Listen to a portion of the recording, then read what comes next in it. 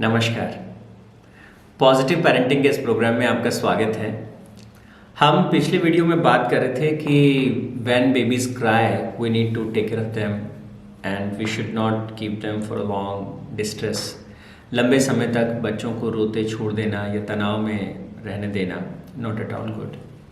हाँ, कई बार हम ऐसा बोलते हैं, ठीक है थोड़ा रो रहा है, फेफड़ों की एक्सरसाइज हो जाएगी, there'll be some exercise of their lungs. हाँ, आंसू बहा रहा है ना, थोड़ी आंखें साफ हो रहेंगी, रोने दे। So please don't take it that way, it is not at all good for a child. थोड़ा सा इसके पीछे की बायोकेमिस्ट्री को समझते हैं, थोड़ा सा इसके पीछे क्या सिस्टम काम करता है उसको हम समझने की कोशिश करते हैं। बच्चे जब डिस्ट्रेसफुल सिचुएशंस में होते हैं, परेशानी में, तकलीफ़ में किसी तरह के होते हैं, तो जैसे मैंने कहा कि वो जो एंजाइटी है, वो जो स्ट्रेस है, दैट एंटर्स इनटू अमिगडाला, उसे तनाव की तरह से इंटरप्रेट करता है, देन हाइपोथैलेमस जो ग्लैंड है दैट गेट्स एक्टिवेटेड। अब ये जो हाइपोथैलेमस ग्लैंड है, ये इसके बगल में एक दूसरी, मतलब it is part of the lower brain, और उसके बगल में एक और ग्लैंड है जिसको हम पिट्यूटरी ग्लैंड कहते हैं। हाइपोथैलेमस क्या करता है, एक खास तरह का हार्मोन जो है जिसको हम ट्रिगर हार्मोन कहते हैं या रिलीज फैक्टर्स, उस तरह के हार्मोन से रिलीज़ करता है।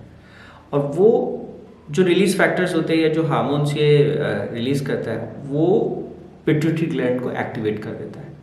पिट्यूटरी ग्लैंड उस रिलीजिंग फैक्टर से प्रभावित होती है और ACTH एक हार्मोन रिलीज़ करती है।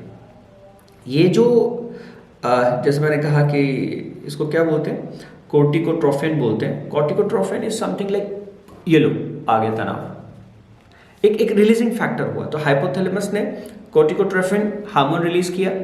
ये कोर्टिकोट्रोफिन हार्मोन जो है वो पिट्यूटरी ग्लैंड को हिट करेगा, पिट्यूटरी ग्लैंड जो है इसको रिस्पॉन्ड करेगी और वो एड्रेनोकोर्टिकोट्रोफिन हार्मोन रिलीज करती है। और ये जो पिट्यूटरी ग्लैंड जो हार्मोन रिलीज करेगी, ये हार्मोन सीधा किडनी के पास, ब्लड से सीधा किडनी पर, और किडनी की ठीक ऊपर दोनों की तरफ एड्रिनल ग्लैंड्स होती हैं, और इन एड्रिनल ग्लैंड्स को जाके वो हिट करता है। एड्रिनल ग्लैंड्स जो है उनको पता चलता है अच्छा तनाव है, तकलीफ है, परेशानी है, तो वो एक हार्मोन रिलीज करती है जिसको कार्टिसोल कहते हैं। और ये कार्टिसोल जो है जैसे आता है पूरे ब्लड में, पूरी बॉडी में ऐसे पूरा फैल जाता है। तो ये एक तरह का पूरा जो सिस्टम है इसको HPA एक्सेस बोलते हैं। ये पूरा एक मैकेनिज्म है, पूरा एक सिस्टम है, चेन रिएक्शन ऑफ हार्मोन्स पूरे बॉडी में ये काम करता है। ये APA एक्सेस जब तक एक्टिवेट होता है बच्चे में, तो तब तक क्या होगा, कार्टिसोल रिलीज होता रहेगा। और जैसे जैसे कार्टिसोल रिलीज होता रहेगा और तकलीफ और परेशानी बढ़ती रहती है। Now let me tell you, एक छोटे सा चीज़ से हम इसकी कल्पना या तुलना कर सकते हैं। Suppose you are sitting in a car और कार का हीटर ऑन है और कार का टेम्परेचर बढ़ता जा रहा है, ठीक है ना। तो कार का टेम्परेचर 30 हुआ, 32 हुआ, 35 हुआ, 38 हुआ, 40 हुआ, that heater is switch off नहीं हो रहा है, बढ़ता जा रहा है। तो more and more cortisol in the body, what does it mean, that is definitely going to damage brain in some way। तो ब्रेन के अगर कार्टिसोल नहीं गया, डाउन नहीं गया कार्टिसोल का लेवल, तो कार्टिसोल जो है वो दिमाग के कुछ खास न्यूरॉन्स को, दिमाग के कुछ की स्ट्रक्चर्स को जो है वो परमानेंटली डैमेज कर सकता है। और कार्टिसोल एक ऐसा हार्मोन है, एक ऐसा केमिकल है जो बहुत लंबे समय तक रह सकता है। मतलब जो लोग क्लिनिकल डिप्रेशन के जो पेशेंट्स होते हैं, उनमें तो कार्टिसोल जो है कई बार कई दिनों तक, कई वीक्स तक जो है वो रह जाता है। तो इसलिए हमको इससे बच्चों को बचाना है, हमको इससे उनको प्रोटेक्ट करना है। जब भी बच्चे आपको तनाव में दिखें, डिस्ट्रेस में दिखें किसी तरह के, तो we need to talk to them, we need to have discussion with them, we can not let them cry for all, right. क्योंकि नहीं तो नेगेटिव हार्मोन्स की ये जो चेन रिएक्शन है, जैसे मैंने कहा कि तनाव का सिग्नल मिला, हाइपोथैलेमस के पास आया, उसने रिलीजिंग फैक्टर के तौर पे जो है वो कार्टिकोट्रोफिन रिलीजिंग, मतलब वो फैक्टर जिसको बोलते हैं CRF बोलते हैं इसको, ये CRF को रिलीज़ किया। CRF ने जो है वो पिट्यूटरी ग्लैंड को एक्टिवेट कर दिया, उसने ACTH रिलीज़ किया।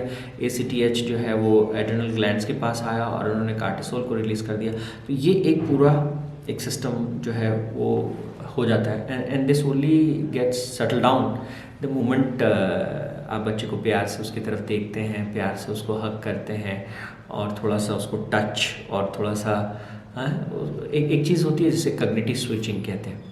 तो इस कॉग्निटिव स्विचिंग में क्या होता है, बच्चा किसी एक चीज़ की तरफ होता है और अचानक से जैसे आप जाते हैं उससे बात करते हैं, उसके पास होते हैं तो उसको लगता है oh there is something good, now there is no danger, my mother can take care of this, my father can take care of this situation can be healed. हाँ, तो जैसे वो स्टेट में आता है तुरंत जो है HPX ये जो स्ट्रेस का जो हैंडल करने का जो सिस्टम है ये एक तरह से शट डाउन हो जाता है। जैसे ये शट डाउन हो जाता है बॉडी गेट्स रिलैक्स्ड और बॉडी में जो पॉजिटिव हार्मोन्स हैं वो रिलीज होने लगते हैं। Once they are there everything gets settle down and बच्चा जो है वो शांत हो जाता है, खेलने लगता है। ठीक है ना।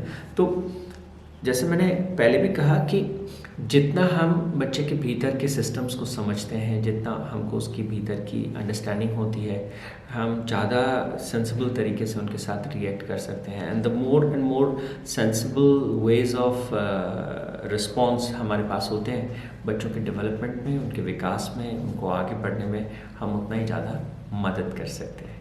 ठीक है, तो चलिए थैंक यू सो मच। अगले सेशन में फिर आपसे बात होगी। नमस्कार।